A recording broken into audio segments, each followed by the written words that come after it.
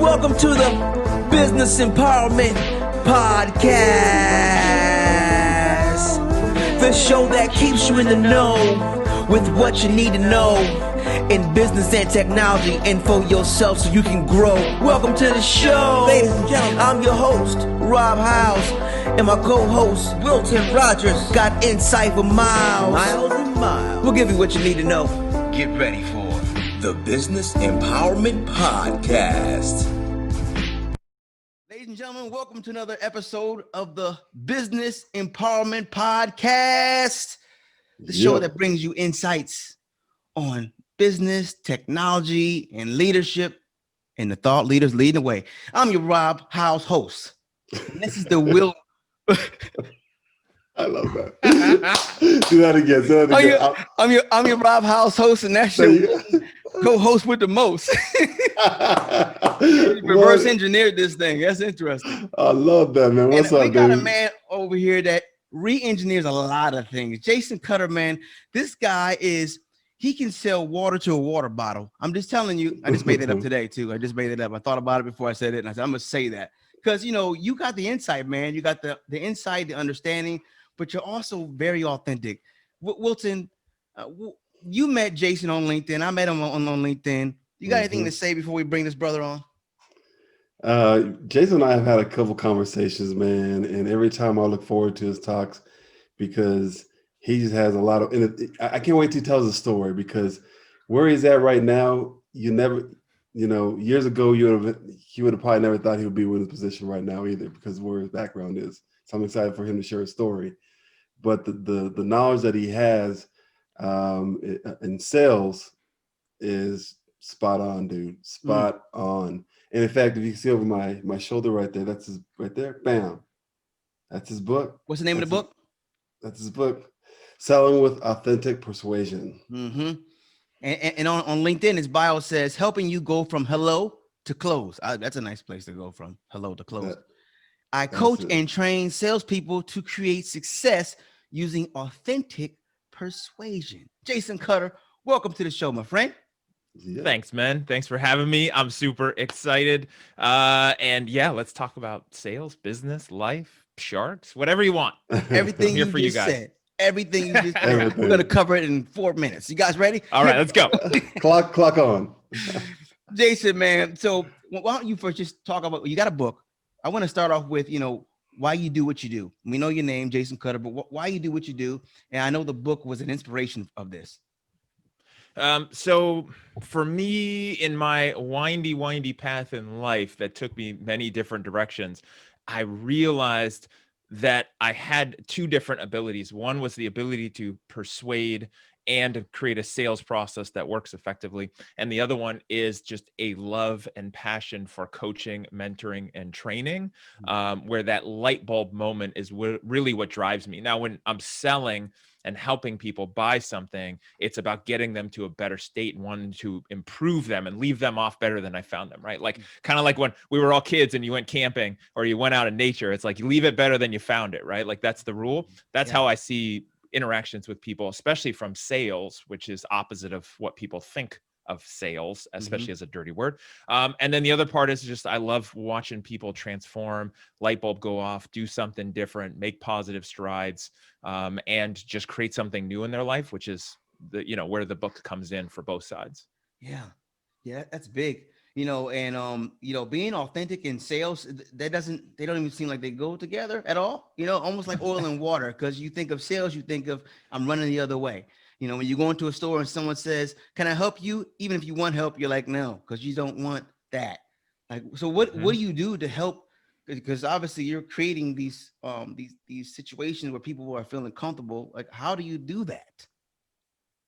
I think the first thing is just be a human. Be a person and somebody that sees the role and responsibility of somebody who is selling to another person or helping them buy, whichever way you want to look at it, as an act of service and a duty where it's, if somebody needs something or could get something that would help them get to a better place, you actually owe it to them to help them. And so then it comes from a different perspective. Not I'm selling you something, Rob, so that I can make money because I got my bills or I want a new car. It's I want to sell you something because I want to help you. And as a result, I'll get something in return if I do it correctly, right? If I provide enough value. Yeah, yeah, it's true. That's true. What are some of the main stumbling blocks that people run into to try and get to this goal that we're talking about, being yourself, being the ultimate goal? What is it? I think the biggest, I mean, there's two things, right? One is that people don't ever get enough training in sales. They don't get enough coaching. They don't get enough management. I don't know of very many people who are successful in sales as a result of intense, successful training of sales when they're a new hire. Maybe when you get into like the IBM machine or something like that, where they have this thing in the Xerox old school. Otherwise, like you don't get enough help. So most people just have to kind of figure it out. And everyone's different. So just because something works for you isn't going to work for me. If you train me, you're training me on the Rob style, not the Jason style or the Wilton style. So who knows what's going to work. The other part is that what people perceive as sales is, and I'm going to use this term, everyone knows what it means. It's not even fair anymore, but the used car salesman, right? As soon as you say that, even if you've never bought a used car from someone like that, you're picturing some kind of plaid jacket, some kind of tie, some kind of slick line, some kind of cheesy oozing charisma, some kind of, like if I could show you how to get a good deal by Friday, is this something you'd be interested in buying today off the lot? Like all that terrible crap, like you instantly. And again, that's not fair. There's a lot of people who sell cars. They're great people. They do the right thing, but we all know what that means. And so what happens is most people enter in sales or in business, or they're a coach or a consultant, and they have to sell, some aspect of what they do.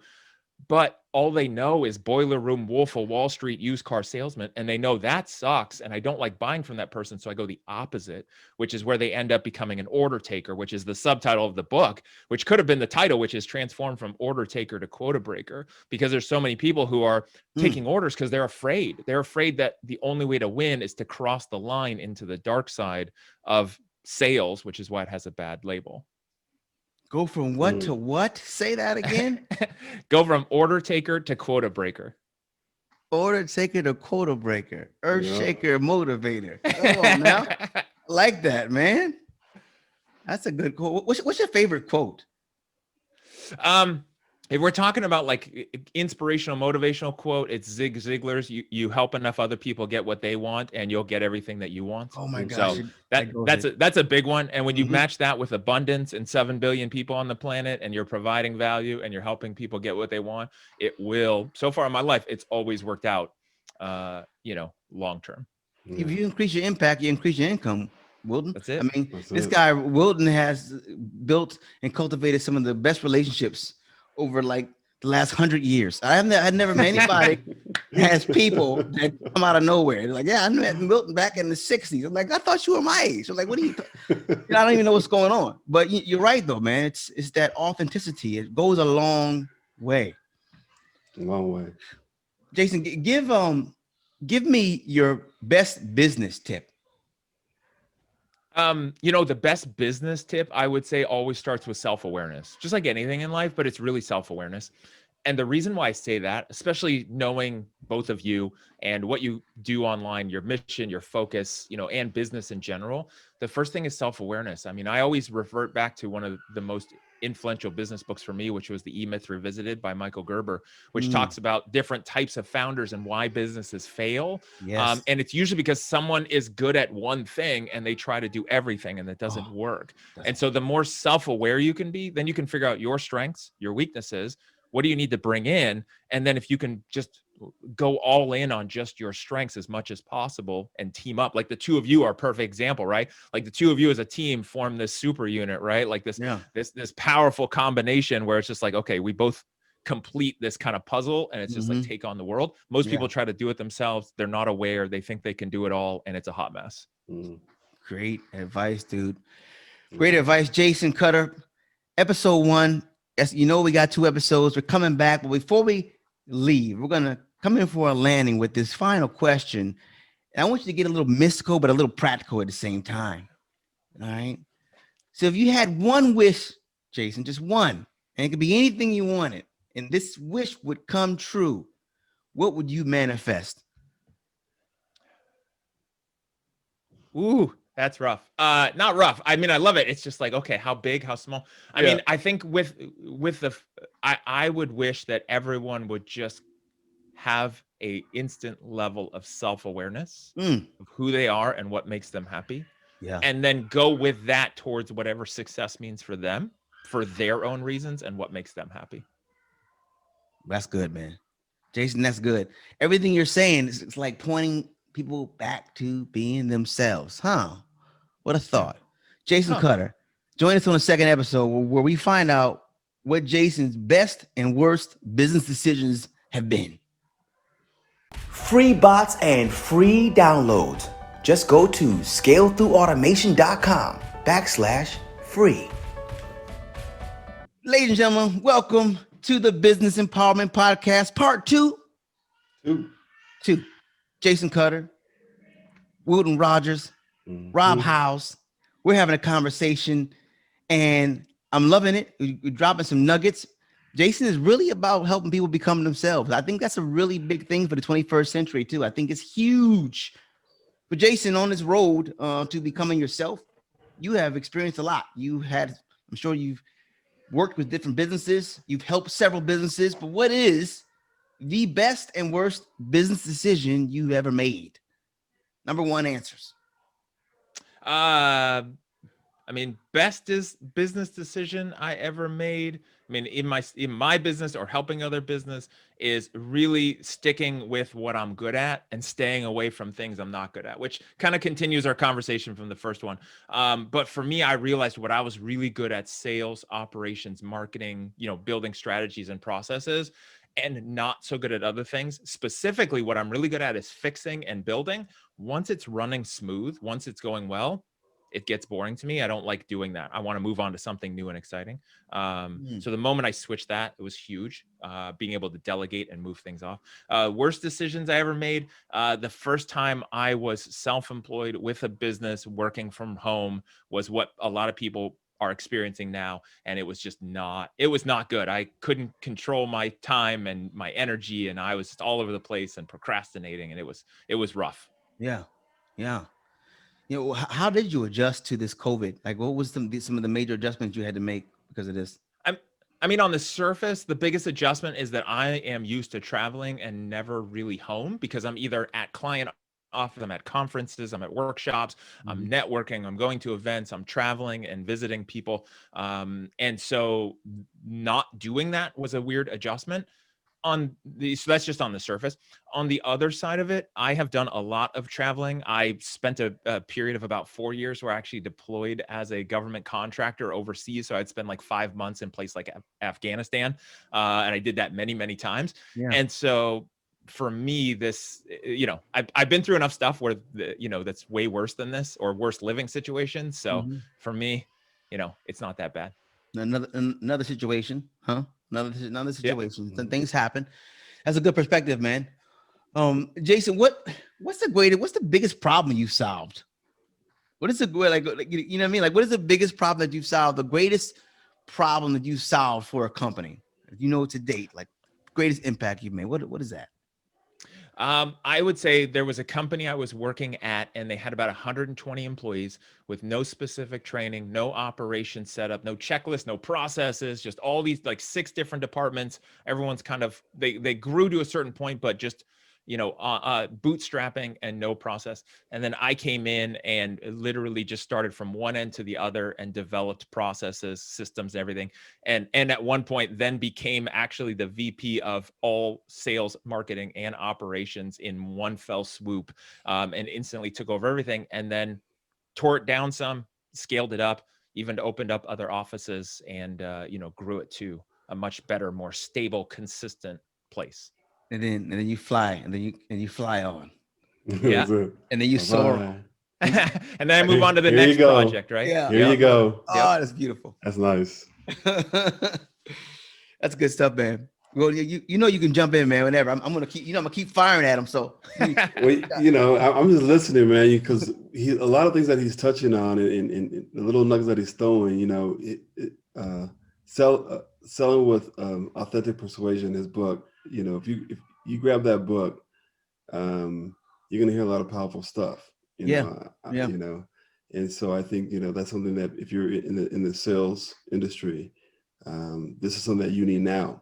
Yeah, it is. If it's perfect for what we need now. You know, that whole used car salesman. We all know that. And what's funny is that about about a month ago, I had a friend of mine, was just in conversation, older gentleman, right? And Rob gave away our age, so I'll just say he's my age, all right? But he's been the car sales, not used, but he's been in car sales for a long time, and he loves it. That's what he loves to do. But he's always been the same, right? And he has that sort of mentality. And he has, we were just sort of talking about, how can you change it up? And I said, when you drive up to a car lot, I feel you're getting attacked because everybody's lined up, and you can see people pointing away like, okay, that's you, that's you, that's you. It's almost like they're waiting on you, like you're a number, right? I said, to avoid that, I said, wouldn't you like someone to come in and they say, that's you, and they walk in and say, hi, I'm looking for Tim. And he goes, yeah. I said, well, you got to make yourself available, be authentic, be real. And we start talking about it. And we started talking about going online and making sure people understand who you are. That way they feel safe when they go to you, like, okay, I can go past all these all these suckers, right? Yeah. And go straight to Tim. That's So those are the things that your book does. So man, it's a powerful book. And I'm excited to just throw some more nuggets here in a minute. Yeah, and Well, I would say, go ahead, Jason. Go ahead. I was going to say, I appreciate that from both of you, because you Yeah. both are very experienced in sales and business. And, the fact that you see the value in it makes me feel happy, because, sometimes, for some people who might not have experience, it might be overwhelming. Other people might be like, we've heard this before. But yeah, I appreciate all that. Hopefully it will impact some people. Yeah. We got our final two questions, but I gotta say, there's a power in being yourself. Like when you are yourself, you can make mistakes and be okay with it. Like, as a matter of fact, mistakes aren't really that bad. They're just a part of the process that you'll do better next time. Like the way I started off the first episode, right? I'm like, what was I talking about? I don't know, but I had my thoughts, and I was like, you know what? But we're just here. I'm not going to start over. It's like we're talking, and whatever it is, it is. I am comfortable in my own skin, and if you can do this and have a product or a service that can help someone, and you can be comfortable in your skin, they know that, and you have something that can serve and help someone, it's your responsibility. So thank you for that, man. And one of the second to last question is people who are thinking about starting a business, or they just started their business. What is some advice you would give to them? In addition to the self-awareness piece that I mentioned, which I think is huge, really, I think the biggest thing, if you're starting or just started, is you've got to understand why. So what would you put on the vision board? Why are you doing it? What's the biggest thing that you're trying to solve or that you want to gain or achieve for yourself? Like, again, what would you put on that vision board? What are you going to stake essentially your vision on, your eyes on, and or your life on, if you want to go that deep, right? Like, what are you going to go all in on? And then you have to have that in mind, because it will not be easy. And so when you get knocked down, what's going to help you get back up instead of giving up? And so I think that's huge for business. And then you got to play the long term. You got to be patient. There is no overnight success. Yeah. It's not going to happen no matter what you see on Instagram or YouTube, and you see somebody's videos where they've got 42 million video views or 10 million downloads of their podcast. Go back to their episode 1 and look at what they did first and the hot mess they were and how long it took them to get there. And play that long game. Be patient. Play the long game, man. That's good. That's good. That's good. And final question, Jason, man, I want you to leave your final words of empowerment for somebody. Now, you dropped some pretty powerful quotes. Zig Ziglar is one of my guys for sure, because if you increase your impact, you'll definitely increase your income. But leave us with something, man. With some final words of encouragement and empowerment for the people out there. I think the biggest thing that I've learned in life is that everybody has some form of God-given talent, gift, or something that you've got in you. And most people doubt its value because they try to compare it to other people, right? But I think everybody has a gift. And when you take what you really are good at, what provides value to other people, what you can do as a sense of service to other people, and combine that with your experience. And if you've had hardships in life, it's made you tougher. You've gone through that for a reason, so you can help other people in different ways. I mean, I think if you're good at throwing parties that make people happy and bring value, like that is your talent. Like your talent doesn't have to be just business and, oh, Elon Musk. And Right. if I'm not doing what Jeff Bezos is doing, then, I'm not successful. It's like, no, everyone has their thing. The sooner you can figure that out and then go all in, the sooner you'll be happy and feel successful in your own skin. Yeah, Mm. that's good. That's good. That's solid. Well, you got anything to close out with? That's some good stuff, man. If I'm looking at this podcast, I'm like, you know what? I need to get this guy's book. Where can they pick up the book? Best place, easiest place is authenticpersuasion.com. And you can buy it there directly. And there's some different packages, including the Authentic Persuader shirt. Oh, nice. And then you can, or you can get it on Amazon. It's also available on Kindle. Awesome. And if people want to know more about what you talked about today and a lot more, where can they contact you? Best place to go is jasoncutter.com. So it's a hub for everything, including my podcast, the book, my coaching program, my consulting program, how to reach out to me, find me on LinkedIn. So jasoncutter.com. You lucky dog. Right. How happy were you when that URL was available? I bought that a long time ago and sat on it forever, and I've used it off and on, but I'm so happy. I'll never let that one go. Yes. Well, mine was available. I took mine, but I knew mine was going to be available because there's nobody has my name, right? So that was an easy one. Yeah. Love it. But no, man. Hey, you know what? It's always a pleasure to have you on. And if there's anything that we can do to, support you and your run and what you're doing in your ventures now, we're family to you. Let man. us know. You're family to us. So Yeah. let us know. Jason Cutter, jasoncutter.com. Authentic Persuasion. The best you is you, because you can be the second best somebody else or the best you ever. Jason, thanks for being on the show, man. Thank you. Thanks, guys, for having me. All right. Welcome to the Business Empowerment Podcast,